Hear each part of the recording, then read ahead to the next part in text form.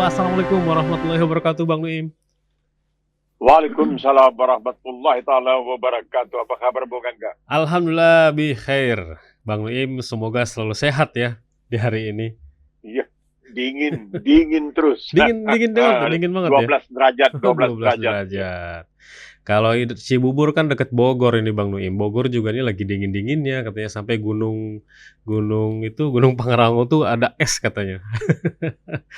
Ada Mungkin es. karena angin dari Australia Oh, barangkali. angin dari Australia. Tapi dinginnya di sini mungkin nggak seperti dinginnya IKN ya. Yang kemarin ada yang ngantor katanya Bang Nuim. Iya, ini ada yang mengatakan agak dipaksakan Agak katanya karena dipaksakan. iya airnya yang payau katanya dan lain sebagainya. Tapi ya bagaimana? Sudah terlanjur apa boleh buat? Mesti dilaksanakan terus. Silakan terus. Biar apapun akibatnya. Iya, iya. Baik Bang Nuim, di pagi hari ini kita akan menyoroti beberapa hal di antaranya kita ke Amerika Serikat dulu Bang Nuim ya. Ini ketika Netanyahu, ini pidatonya betul-betul di Kongres Amerika ini sudah mah orangnya memang kontroversial, pidatonya selalu kontroversial dan salah satu media di Indonesia ini ada Tribun ya, ada judulnya Pidato Netanyahu di Kongres Amerika penuh dusta dan menganjurkan Islamofobia, tapi Kongres memberi aplaus. Bagaimana Bang Nuim ini melihat pidato Netanyahu di Kongres Amerika kemarin? Banyak sekali orang yang sepertinya geram nih Bang Nuim. Iya, di Amerika sendiri sebenarnya juga banyak yang tidak setuju ya.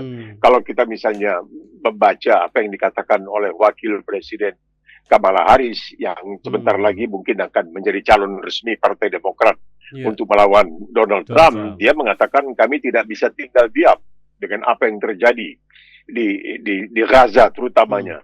Jadi ini menarik sekali ya, bukan ingin menjelek-jelekkan, tetapi kalau kita lihat apa yang dikatakan oleh misalnya ada seorang pendeta Israel bernama Rabbi Eliyahu Mali. Dalam suatu video yang viral beredar, dia mengatakan agar semua perempuan dan anak-anak di Gaza itu dibantai segala, dibunuh. Kenapa? Karena ini sesuai katanya dengan hukum yang ada di dalam ajaran agama Yahudi katanya. Dia mengatakan bahwa dengan membunuh perempuan dan anak-anak Muslim, ini akan menghilangkan cikal bakal dari orang-orang Palestina di masa mendatang yang akan punya dendam terhadap Israel. Jadi dalam hal ini dia menggunakan istilah bunuh atau dibunuh, membunuh atau dibunuh. Itu ajarannya. Jadi ini sama dengan seperti yang dikatakan Menteri Pertahanan Israel, Yoav Galan, yang mengatakan bahwa sebenarnya bangsa Palestina itu adalah manusia haiwani, jadi bukan manusia yang benar. Dia mengutip misalnya, Netanyahu juga mengutip tentang faktor Amalek ini, di mana pembunuhan tidak ini bisa diterima dan dilakukan. Nah, di Amerika ini dianggap sebagai sesuatu yang tidak aneh. Karena apa? Karena Israel dahulu pernah menggunakan istilah ya Zionis ya, menggunakan istilah propaganda di luar negeri untuk membujuk agar orang-orang ya, barangkali termasuk 5 orang dari NU yang pergi ke Israel ya. Tapi kemudian karena istilah propaganda ini jelek, negatif, mereka menggunakan hasbara dalam bahasa Israel, dalam bahasa Ibrani. Hasbara ini sama saja dengan upaya untuk meyakinkan orang bahwa apa yang dilakukan Israel adalah yang benar. Yang dilakukan oleh musuh-musuh Israel itu salah. Jadi sekiranya Israel melakukan pembantaian, lebih dari 16.000 anak-anak sekarang ini di Gaza sudah tewas. Tapi manusia kan diam saja. 11 orang Israel di dataran tinggi Golan atau Julan, orang Arab menyebutnya Julan, di dataran tinggi Julan itu tewas karena adanya serangan roket. Seluruh dunia gempar. Jadi apa yang dilakukan Israel sekarang ini berkat hasbara, berkat propaganda yang mampu dilakukan di negara-negara asing, maka dia bisa membuat orang untuk menerima seakan-akan apa saja yang dilakukan oleh Israel, biar apapun akibatnya, bagaimanapun banyak korban jatuh, itu adalah untuk mempertahankan dirinya, untuk bela diri. Bukan dia menyerang, dia bela diri. Nah, ini kita melihat, ada misalnya senator, orang-orang yang punya cita-cita untuk menjadi senator di Amerika, dari Partai Hijau misalnya. Ada juga seorang orang Yahudi yang pernah mencalonkan diri tapi dia dikalahkan oleh waktu itu Hillary Clinton ya dari Partai Demokrat. Dia sendiri mengatakan seharusnya Amerika itu berani mengatakan kepada Israel, kamu berbuat kesalahan. Jadi jangan katakan kami tidak setuju dengan apa yang kamu lakukan, tapi ini bom lah. Supaya kamu bisa ngebom terus orang-orang. Berapa banyak itu? Jadi ada seorang dokter, ini menarik sekali ya, seorang dokter di Amerika. Dia mengatakan waktu dia pergi ke Gaza itu, dia melihat bagaimana anak-anak Palestina itu ditembak oleh sniper. Jadi penembak jagoan, ya, penembak jinggo di Indonesia barangkali yang mulai terlatih. Itu kadang-kadang anak-anak itu katanya melihat pelurunya itu di dekat jantung sehingga ketika akan menggunakan stetoskop sebagai dokter tidak bisa karena jantung itu udah berdarah-darah di kepala. Pokoknya bukan sebagai serangan pemboman, tapi serangan dengan sengaja. Dan kadang-kadang bukan satu peluru, 2 peluru untuk membunuh anak-anak. Dengan alasan, ya seperti yang dikatakan oleh Rebai atau pendeta Eliyahu Mali, bahwa dengan membunuh anak-anak sekarang ini, anak-anak Palestina, membunuh perempuan-perempuan Palestina sekarang ini, mencegah jangan sampai ada keturunan Palestina di masa depan yang punya dendam terhadap Israel. Ya, dan orang Amerika mudah dipengaruhi. Coba sekarang ini misalnya Donald Trump mengatakan ya, pokoknya dia mengatakan bagi umat Kristen di Amerika pilih saya sekali ini. Setelah itu kalian tidak perlu memilih lagi. Artinya tertafsirkan bahwa setelah dia nanti terpilih dia akan mengubah undang-undang. Mungkin dia belajar ya, dari MK ya, bisa diubah undang-undang supaya dia bisa jadi presiden seumur hidup. Ini orang Amerika percaya. Orang Amerika itu percaya apa saja yang dikatakan. Mereka itu percaya misalnya, oh televisi itu diciptakan oleh Amerika, oh pesawat terbang, semuanya mereka percaya. Amerika lah yang paling hebat di dunia ini, tapi ketika misalnya Presiden George W. Bush masuk ke Irak, 80% rakyat Amerika tidak tahu di mana Irak itu berada. Jadi sebenarnya Amerika ini korban era post-truth sebenarnya gitu ya, mereka produksi juga korbannya juga efeknya juga terasa sekali di sana. Iya betul, kalau kita melihat, jadi saya pernah membaca komentar seorang politikus Jepang, ya, seorang politisi Jepang ketika baru pulang dari Amerika, dia mengatakan, aduh, rakyat Amerika itu dalam tanda kutip sederhana sekali. Artinya kemampuan berpikirnya sangat terbatas. Dan mereka tidak bisa melihat di luar. Kalau kita misalnya berada di California, di Los Angeles, kita bertanya tentang apa yang terjadi di New York atau Washington, banyak mereka tidak tahu dan tidak mau tahu. Begitu. Jadi mereka itu hidupnya itu betul-betul terbatas sekali, jadi sangat sempit ya, hanya untuk lokal. Jadi ibarat kata di bawah tempurung. Nah, begitulah kira-kira. Ini salah satu rabi Yahudi juga mengatakan dalam salah satu media, Netanyahu ini ya dia sudah seperti Nazi dan hari ini bisa disamakan dengan Hitler gitu ya.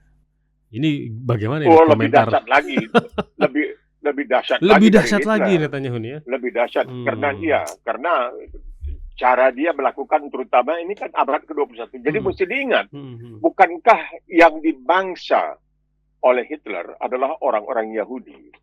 Bagaimana dia bisa melakukan, apakah dia tidak pernah baca sejarah, bahwa ketika umat Yahudi, di Eropa terutamanya, digencet habis-habisan, dipaksa untuk menukar agama, harus keluar dari agama Yahudi, itu yang menampung mereka, itu adalah khilafah Islam, terutama khilafah Utsmaniyah, di mana ada seorang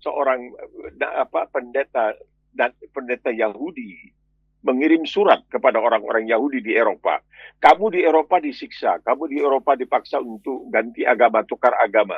Datanglah ke khilafah Utsmaniyah. Di sini pemerintah Islam melarang adanya pemaksaan, sehingga oleh orang yang bernama Abraham Tolkien, seorang tokoh Yahudi, yang mengatakan bahwa zaman keemasan umat Yahudi di Eropa itu bersamaan dengan zaman keemasan Islam. Artinya ketika Islam berkuasa di Spanyol dan ketika Islam berkuasa khilafah Utsmaniyah, ini khilafah ini, karena khilafah ini menurut sementara pengamat ini tidak disukai penguasa karena dia terlalu memberati penguasa, meringankan rakyat, tapi itu persoalan lain. Nah, berada di bawah khilafah ini, mereka betul-betul bisa berkembang biak. Jadi ada sebuah buku, istilahnya judulnya adalah Bayangan Tuhan, God's Shadow. Ini mengenai khilafah Utsmaniyah dan ditulis bukan oleh seorang Muslim, ditulis oleh orang bernama Mikhail. Orang ini adalah orang Alan Mikhail, yaitu orang non-Muslim dari Universitas Yale, salah satu universitas ternama di Amerika. Dia mengatakan di zaman Khilafah Utsmaniyah itu banyak orang-orang non-Muslim, baik Yahudi maupun Kristiani, yang pindah ke Khilafah Utsmaniyah. Kenapa? Karena di bawah pemerintahan mereka sendiri, mereka kalau Yahudi tentu tersiksa di bawah pemerintahan non-Yahudi di Eropa pada waktu itu. Orang-orang Kristen pun banyak yang pindah ke Khilafah Utsmaniyah karena mereka mendapatkan perlakuan yang jauh lebih adil. Karena di dalam Al-Quran itu ada ayat yang mengatakan wa idza hakamtum bainan nas an tahkumu bil adil. Ketika kamu menghukum di antara manusia, bukan di antara umat Islam. Wa idza hakamtum bainan nas an tahkumu bil adil. Ketika kamu menghukum di antara manusia, hukumlah dengan adil. Itu ajaran Islam, khilafah. Ya, itu jadi masalahnya di situ. Iya, dari Netanyahu ini Bang Nuim, saya minta komentar Bang Nuim ini. Kita ke Paris Bang Nuim ya. Ini pembukaan Olimpiade tahun ini menjadi sorotan ketika banyak pihak melihat bagaimana kaum LGBT ini kalau di X atau Twitter yang trending itu. Jadi pembukaan seremoni Olimpiade dikaitkan dengan LGBT karena ada orang-orang LGBT semua tumpah ruah di pembukaan itu. Dan yang menjadi sorotan adalah banyak pendeta yang mengkritisi bagaimana di pembukaan itu ada salah satu seperti teatrikalnya jamuan terakhirnya gitu loh. Makanya banyak orang Katolik itu yang mengkritisi pembukaan. Bagaimana melihat Prancis yang betul-betul sepertinya liberal ekstrim gitu ya. Tapi mereka Islamofobianya juga sangat tinggi gitu. Dahsyat gitu. Iya. Bagaimana melihat ajang Olimpiade dijadikan tempat bagi orang-orang yang berekspresi tanpa batas ini? Ya, kan mereka minta maaf. Mereka mengatakan tidak ada maksud untuk itu dan sebagainya. Kalau ada yang tersinggung, mereka minta maaf dan lain sebagainya. Ini menariknya begini, bahwa bagaimana mereka mengubah apa yang disebutkan perjamuan terakhir, ya perjamuan terakhir dan sebagainya. Itu menunjukkan bahwa yang duduk di tempat Yesus itu bukan tapi seorang yang gemuk dan lain sebagainya dan pengejekan. Tapi ini sudah biasa. Di Perancis ini nampaknya ini soal biasa dan kita melihat seakan-akan ini dilakukan untuk membenarkan sikap mereka yang begitu anti terhadap dalam tanda kutip ya agama, terutama agama lain. Karena kita melihat begini. Di Perancis itu sekiranya seorang atlet putri yang pakai jilbab tidak dibolehkan. Iya. Mereka menulis kepada Komite Olimpiade Internasional, tapi Komite Olimpiade Internasional mengatakan tidak bisa berbuat suatu apa.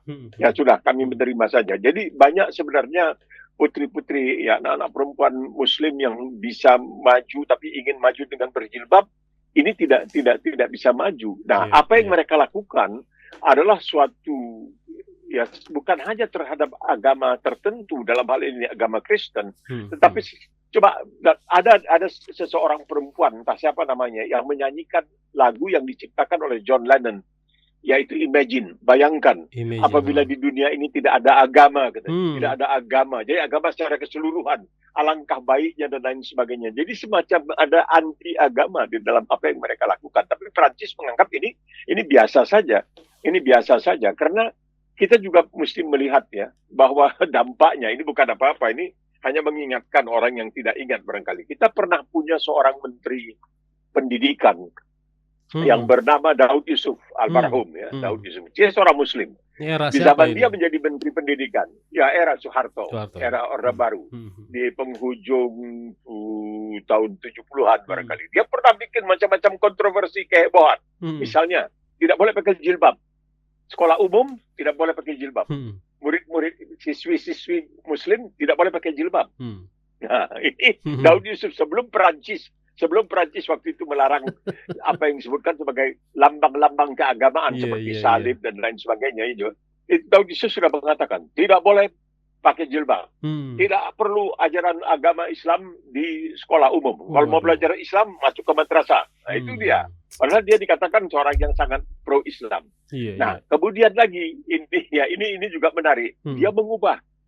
Kamu harus sekolah pada bulan puasa, bulan Ramadan. Iya Ya, betul. saya pikir kalau itu ada benarnya ya, tidak perlu diliburkan. Dan dia mengubah tahun ajaran dari Januari ke Juli. Ke Juli. Kenapa? Karena kalau kita lihat di Eropa, di Amerika, itu awal tahun ajaran itu adalah setelah berakhir musim Iya, panas. summer time. Berakhirnya musim panas di belahan utara, yaitu sekitar Agustus atau September. Jadi dia mencoba untuk membawa apa ya, karena dia pernah sekolah di Sorbonne di Prancis, Universitas Prancis. Yaitu begitu hebatnya pengaruh. Kita lihat dalam hal ini pengaruh terhadap misalnya almarhum Habibie yang di Jerman, tidak ada sikap seperti itu seperti yang kita lihat di Daud Yusuf. Ya kita tidak tahu innamal a'malu binniyah. Jadi niatnya apa? Tidak boleh pakai jilbab.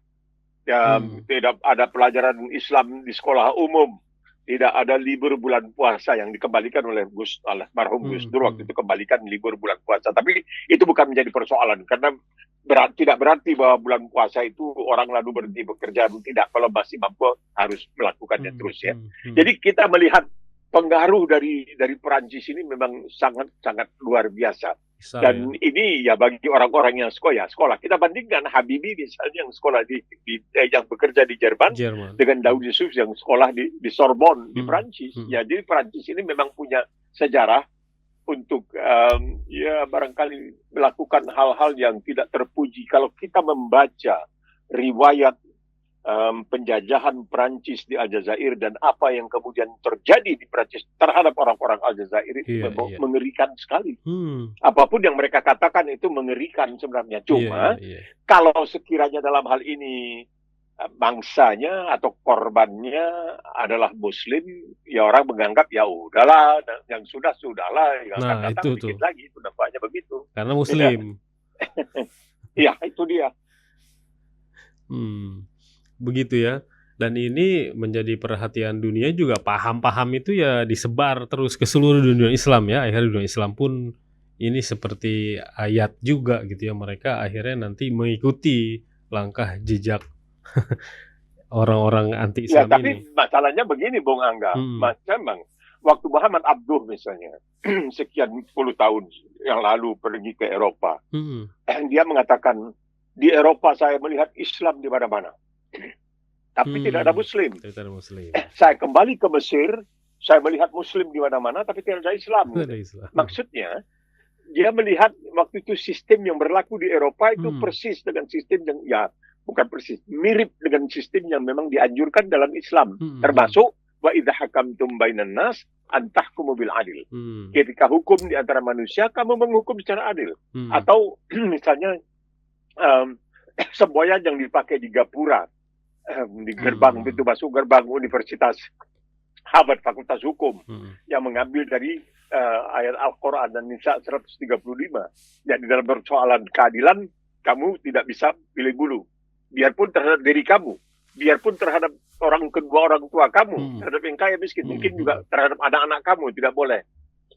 Jadi ini dia melihat itu, tetapi ketika dia kembali ke Mesir, dia bilang, saya melihat Muslim di mana-mana, tapi tidak melihat Islam. Artinya sistemnya tidak diberlakukan. Nah, sistem yang dimaksudkan ini adalah sistem yang ya barangkali dalam suatu pemerintahan, maaf ya mungkin ini hanya mengutip saja. Dalam soal khilafah barangkali dengan sistem ini, kalau kita baca buku seperti yang saya katakan tadi, God's Shadow, Bayangan Tuhan, ditulis oleh Alan Mikhail, seorang non-Muslim dari Universitas Yale. Itu luar biasa. Kalau kita baca, kita tidak masuk di akal bahwa ini pandangan seorang non-Muslim tentang kehebatan sebuah khilafah. Iya, itu yang harus didalami lagi nih oleh orang-orang Muslim gitu, bagaimana mengamalkan secara kafah gitu ya Bang Nuim ya. Bang Nuim dari Amerika, lalu tadi kita ke Perancis, dan sekarang kita ke dalam negeri Bang Nuim. Ini satu sorotan. Ketika 200.000 anak terlibat judi online, ini perputaran uangnya hampir 300 miliar. Yang menarik adalah salah satu tokoh mengatakan bahwa ada inisial T katanya yang diduga menjadi big boss judi online di Indonesia. Akhirnya presiden berkomentar, tokoh-tokoh berkomentar gitu ya, T itu siapa gitu ya. Ini bagaimana Bang Nuim? Statement dan pernyataan ini yang akhirnya membuat publik bertanya-tanya, siapa T itu ya? Lalu ini, waduh, judi online ini ternyata jadi masalah bangsa yang sangat serius Bang Nim ya. Iya, ini masalahnya kan saya pernah membuat satu tulisan yang dibuat oleh sebuah media daring ya di Indonesia tentang judi. Ketika waktu itu dilemparkan wacana kemungkinan orang-orang yang kalah judi dapat bansos. Saya mengatakan itu artinya tongkat membawa rebah. Tongkat itu harusnya membuat orang bisa berdiri tegak. Ini enggak. Tongkat malahan bikin orang jatuh. Artinya makin dikasih karena judi itu sebagai suatu madat, suatu afyun, suatu yang memadatkan, mencandukan. Susah ya. Jadi di Australia itu pemerintah memasang iklan di televisi yang memutar balik. Ada ungkapan dalam bahasa Inggris yang mengatakan you win some, you lose some. Kau menang sedikit, kalah sedikit, atau menang sebagian, kalah sebagian. Tidak, dia bilang kamu menang sedikit, kalahnya banyak. Diputar balik. Jadi dalam judi itu karena tidak pernah ada dalam sejarah judi bandar kalah. Nah, kalau ada seorang macam di Australia, di Amerika, ada orang yang hebat. Dia bisa masuk dan dia selamanya menang, dia tidak diperbolehkan main judi.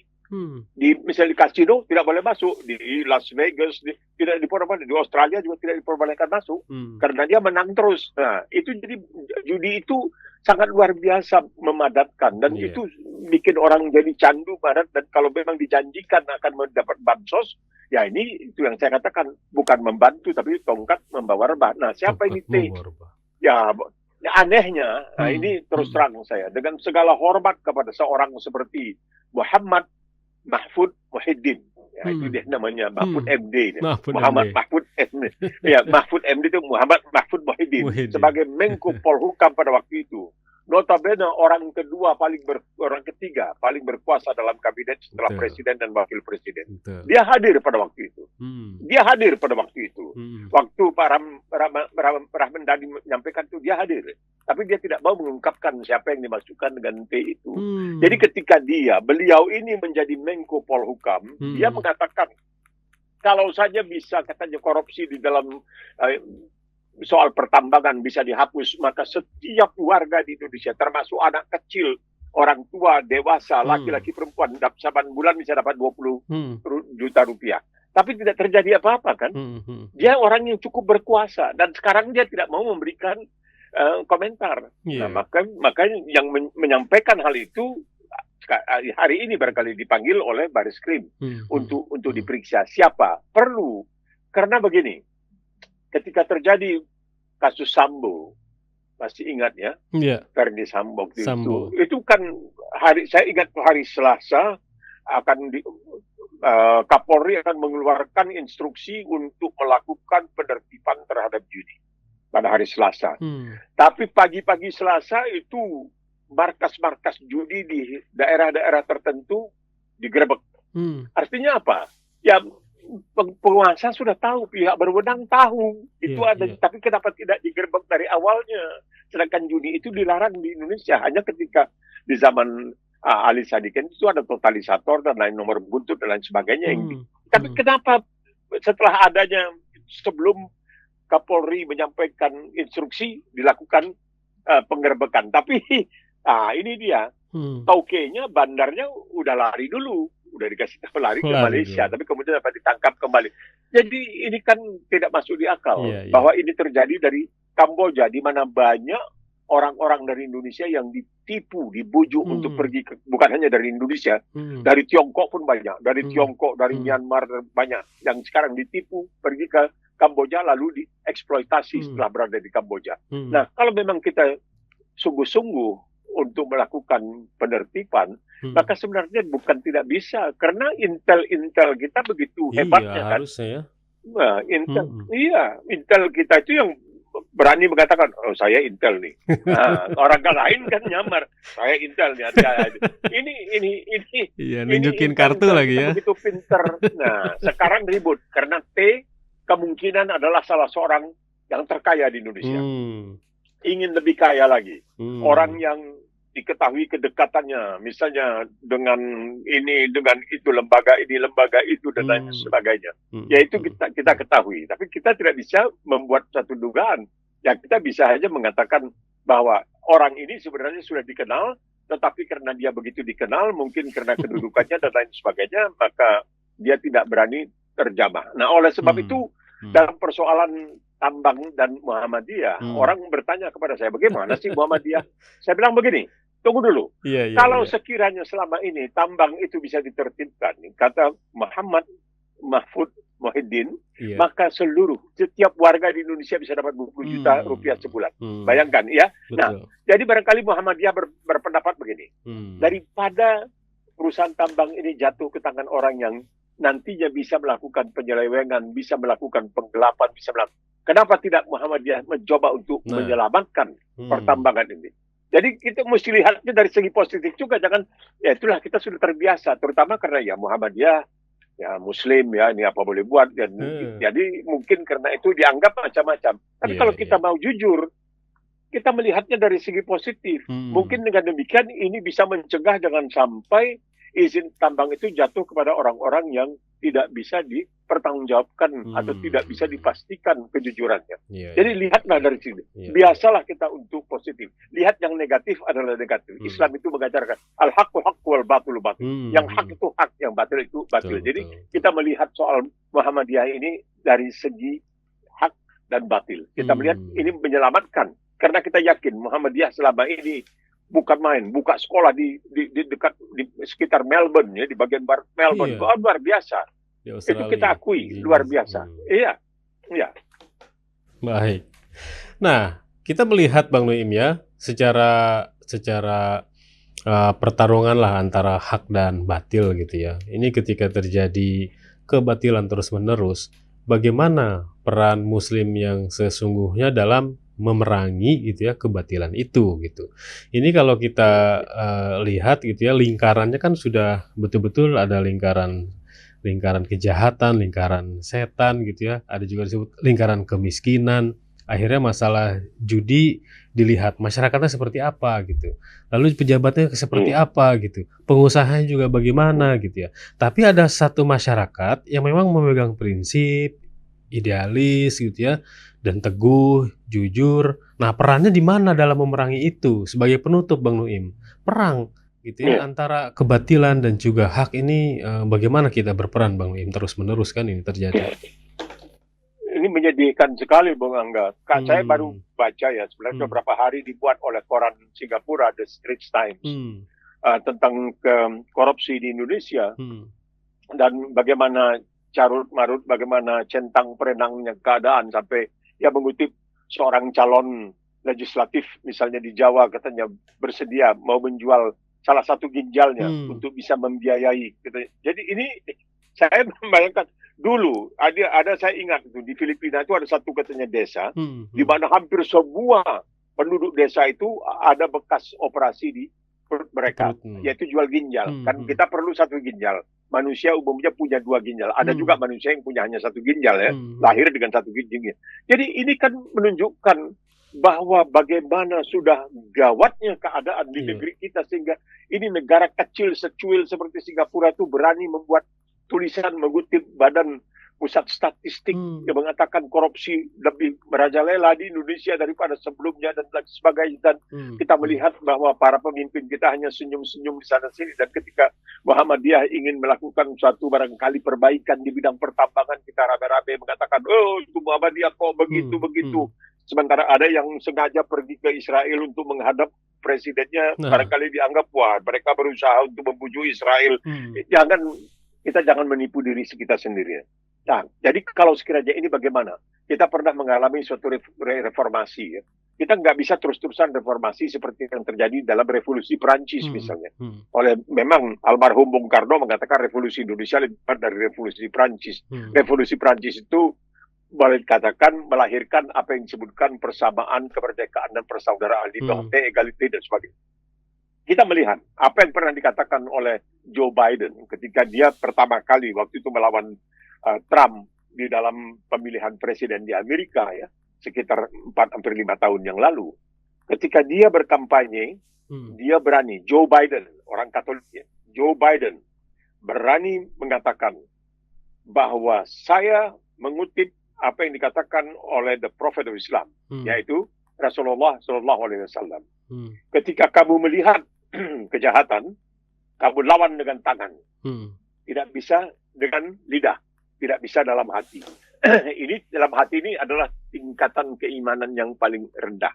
Dan nampaknya sekarang ini ya kita lihat, coba dibayangkan, orang mengatakan, oh sekarang ini Kapolri asalnya Solo, oh Panglima TNI asalnya Solo. Nah sekarang Kapolda Jawa Tengah asalnya Solo. Wah, ini Solo di waktu malam hari ini. Solo di waktu malam. Ini hebat ini Solo di waktu malam hari. Kenapa bisa terjadi hal yang seperti itu? Ya nggak tahu. Kita lihat, tapi kita kan berdasarkan boleh dikatakan contoh-contoh yang ada. Dan tidak bisa, masa orang tidak bisa berbuat suatu apapun di luar prolegnas, program legislasi nasional, itu dibahas tentang revisi undang-undang KPK. Bayangin. Itu melawan hukum. Di luar, dan ada 200 orang cendekiawan, akademikus di Indonesia memohon kepada Presiden, jangan ditandatangani. Presiden senyum-senyum menandatangani. Ya udah, mau bilang apa? Rakyat ketawa. Nanti apa? Dikasih baju kaos, dikasih beras, atau nasi bungkus. Nah ini, pemerintahan itu mencerminkan keadaan rakyat. Pemerintahan itu mencerminkan keadaan rakyat, mencerminkan sikap dari rakyat. Apa boleh buat? Ya itu yang bisa kita sampaikan. Ya itu yang berbahaya sekali. Tapi umat ini harus tetap optimis ya Bang Noim ya. Mesti. Islam bilang tidak boleh. La tayasu min rahillah. Tidak boleh putus asa. Tidak boleh putus asa. Semoga siaran. Makanya kita bicara sekarang ini. Betul. Ya. Semoga siaran obrolan kita ini menambah dan juga menjaga optimisme itu ya Bang Noim ya. Insya Allah. Amin ya Rabbal Alamin. Dan Bang Noim semoga selalu sehat nih Bang Noim nih. Terima kasih banyak Bang Noim atas dialognya. Insya Allah kita jumpa lagi pekan depan Bang Noim. Assalamualaikum. Insya Allah. Waalaikumsalam warahmatullahi wabarakatuh.